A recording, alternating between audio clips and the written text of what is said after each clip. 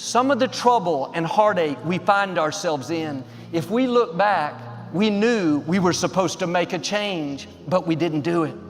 We didn't want to rock the boat. We didn't want to upset people. But what you're not willing to walk away from is where you'll stop growing. I don't know how to start improving my life. Someone might say that. And I would say, well, you're not aiming low enough. There's something you could do that you are regarding as trivial, that you could do, that you would do, that would result in an actual improvement. But it's not a big enough improvement for you, so you won't lower yourself enough to take the opportunity. You may have made mistakes. We all have. But don't let guilt stunt your growth. Come out from under that shade.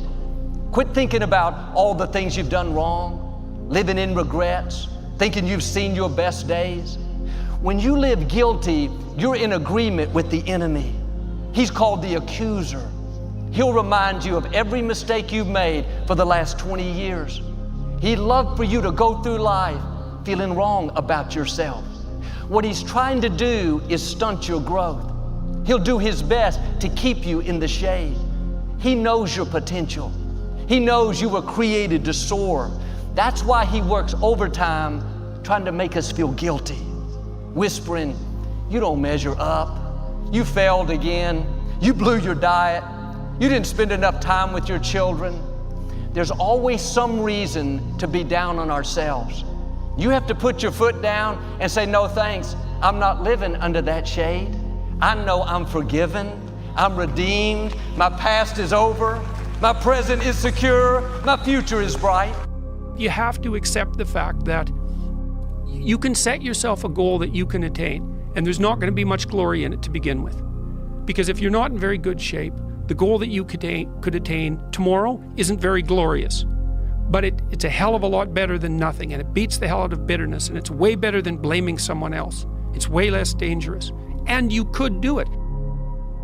Getting better is a campaign. It's a campaign. It's a daily, a weekly, it's an hourly fight. An incessant fight that doesn't stop against weakness and against temptation and against laziness. It's a campaign of discipline. It's a campaign of hard work and dedication. It's waking up early and going to bed late and grinding out every second in between. Every single day. So, you want to get better? You want to self-improve? Stop looking for a shortcut and go find your alarm clock, and find your discipline, and find your guts and your passion and your drive, and find your will. Practice makes improvement. You can always better your best. You can always go beyond anything that you have ever done. You'll never hit a state of perfection. You're always bigger than what you do. And so all you're looking for are new breakthroughs through practice and practice and practice. You'll get better and better and better. And there's still some things that will happen to you that will catch you on the blind side that you did not anticipate. You'll get knocked down, but you won't be knocked out. You'll be able to get to your feet again, be on the ropes, but you'll have a fast recovery rate when you work on yourself. If you're small, you don't get much. Small in comprehension, small in the ability to think and wonder, small in appreciation, no matter how much is poured out.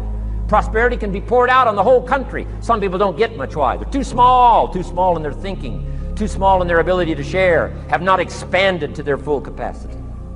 Don't be like that. We've got to consciously and deliberately imagine what we do want. If we will take and sit down with a pen and ask ourselves, what do I really want? What do I really want? And write it down. And then make a written description of it in the present tense. Writing causes thinking. Thinking creates an image. And you get these images going, you're building a vision in your mind. It's the visionaries that's changed the world. To those who have everything, more will be given. From those who have nothing, everything will be taken. It's like what's very pessimistic in some sense, because it means that as you start to fail, you fail more and more rapidly. But it also means that as you start to succeed, you succeed more and more rapidly. And so you take an incremental step and, well, now you can lift 55 pounds instead of 52.5 pounds. You think, well, what the hell's that? It's like, it's one step on a very long journey.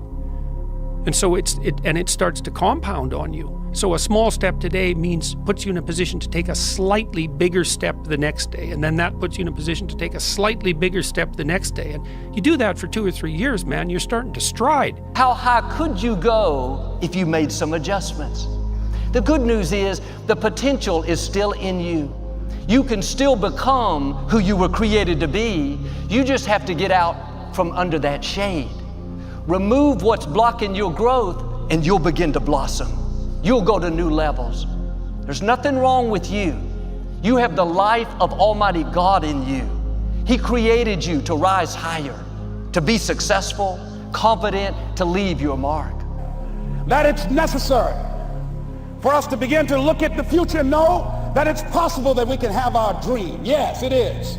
Other people have done it, then we can do it. We fail a lot of times. Well, a lot of other folks failed, and eventually they came back and they succeeded. So it's possible we can have what we want. And we know that we want to get it. It's necessary that we align ourselves with people that think like we do. It's necessary we get negative, do-nothing people out of our lives. It's necessary we never stop learning and growing and developing ourselves. It's necessary that we never give up. We know that it's you, it's me. It's being responsible for our stuff and deciding that we're going to keep on keeping on, that we're going to find a way to win or find a way to make it happen. And we know it's hard. It's not going to be a picnic. Yes, it's hard, and we will do it hard. And once we do it hard and we go through it, we realize it was worth it. And once you discover it was worth it, it is done.